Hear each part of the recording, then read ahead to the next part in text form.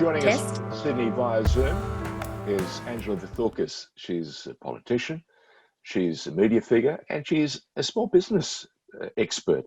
In fact, she's a small business owner, has been in it for years and years and years. Angela, welcome to The Informer. Thank you very much, Mr. Danikian. It's a pleasure to be here. Now, you and I, over the last, I suppose, year, have talked about the challenges that face small business people. And we know that business plays a huge part and has done for a lifetime. It's built Australia. Australia, we can say, has been built by the small businesses that have grown in each and every city, and how they've expanded, and some of these businesses have gone around the world and now global companies, which is just remarkable and wonderful.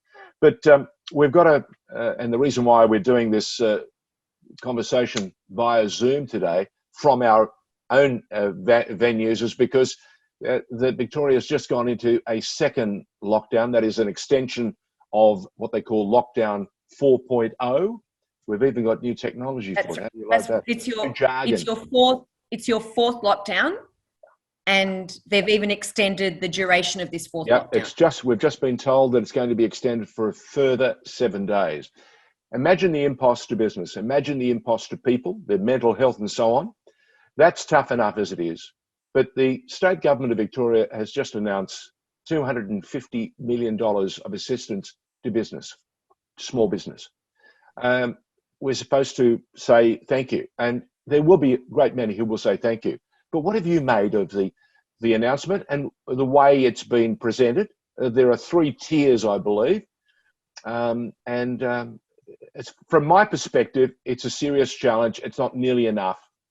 And it's an imposition that was imposed by government. The government has stopped business. So again, the government needs to come to the party. Are they doing a reasonable and fair job is the question I have for you. So they may be doing a reasonable and fair job by their standards. The point, though, is that 92% of businesses in Australia are small businesses, and we employ more than 50% of the workforce. So we are a big part of this economy.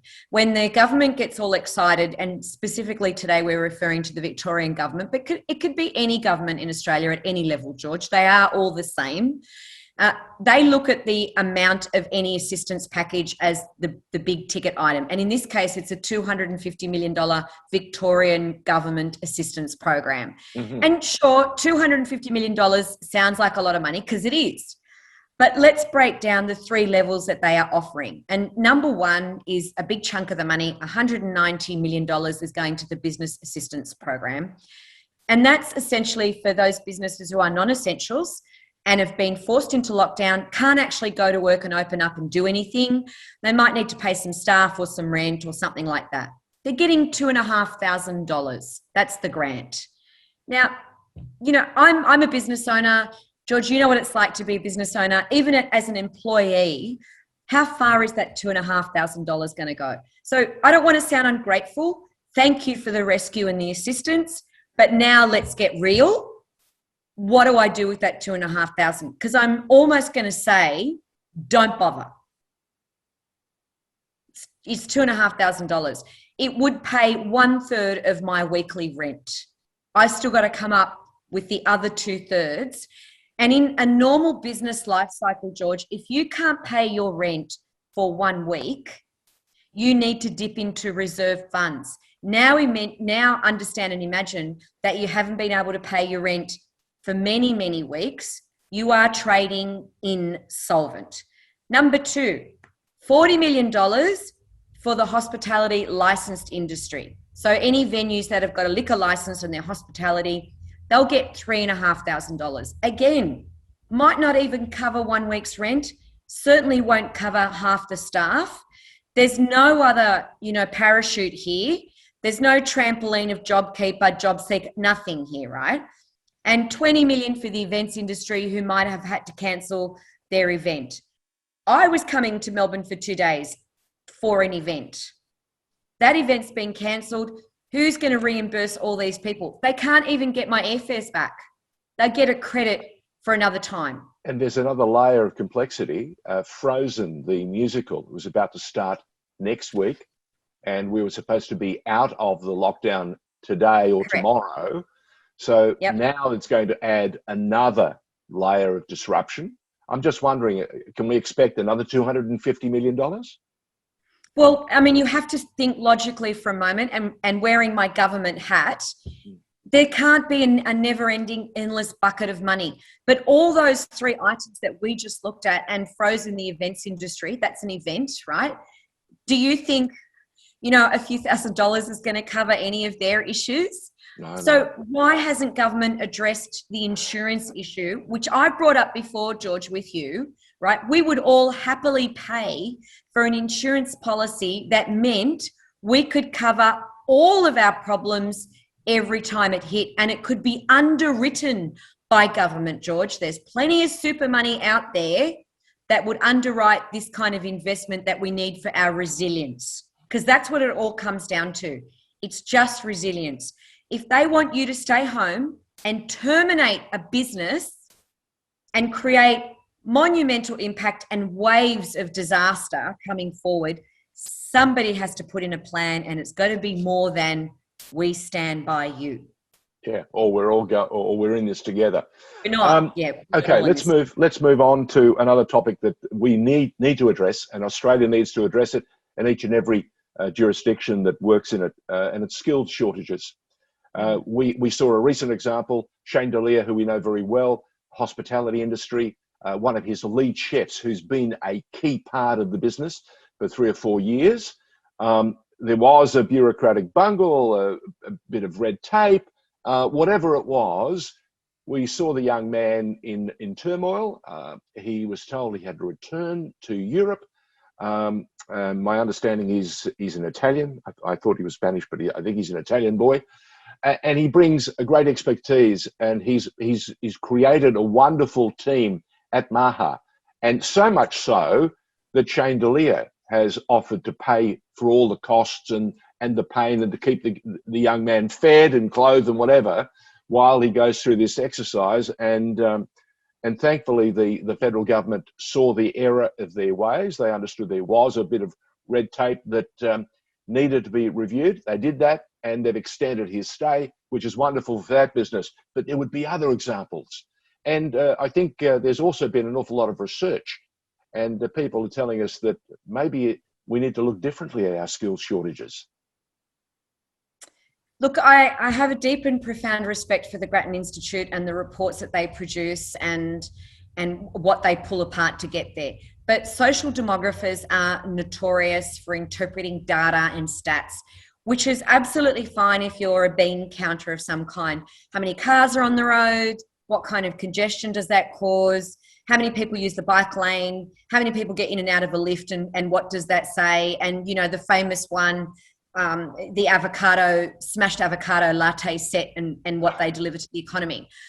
I understand where they're coming from, but the fact of the matter is that this report that they've produced talks about skilled shortages, completely and utterly discounts unskilled labour shortages, which there is a massive movement here in Australia right now where we can't get people to pick our fruit and vegetables. We can't get people in hospitality. We can't get those unskilled workers that would have come in as student visas or holiday workers, etc., and get that extra visa. And they've based this report on bureaucrats and what the bureaucrats want. Love that part. None of which have ever owned a business or would know what it takes to hire someone and keep someone.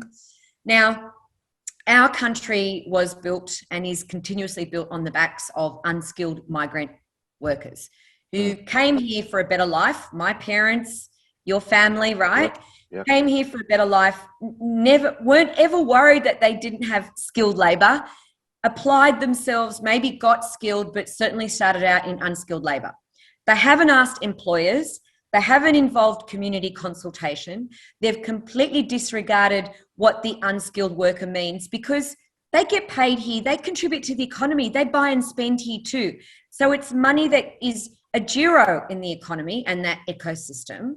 They're more worried about, are we paying the skilled labourers enough or more? Because they're saying we need to pay them more than what the award rate says. And we need to bring them in more and adjust our visas and the points that the classification of the visa gives them. So I would like to say, shout out to the Grattan Institute, call me, because you're not actually understanding the reality of what's going on and the impacts of someone like Shane Delia not being able to open his restaurant because he doesn't have the unskilled labour that he needs. And what does the Grattan Institute call unskilled labour? I call them people that keep my business going. I am fascinated to hear again from you, where you've had a lifetime in business. I'm stunned and reminded yet again how so many of these reports are done, that they're not going out and they're not interviewing employers. They're not interviewing SMEs around the country and saying, what do you need to make you better? That to me is seriously flawed, and reminds me of that line about statistics and damn statistics and lies, whatever. It's just crazy. We need to change our ways. And you and I have discussed this time and time again. If we're going to improve our lives and move on, we need to start thinking differently. And you're touching on the Grattan Institute, saying to them, listen, we know how you do your stuff. Time to review the strategies and change the data and your protocols, and you might get better answers and help the country faster.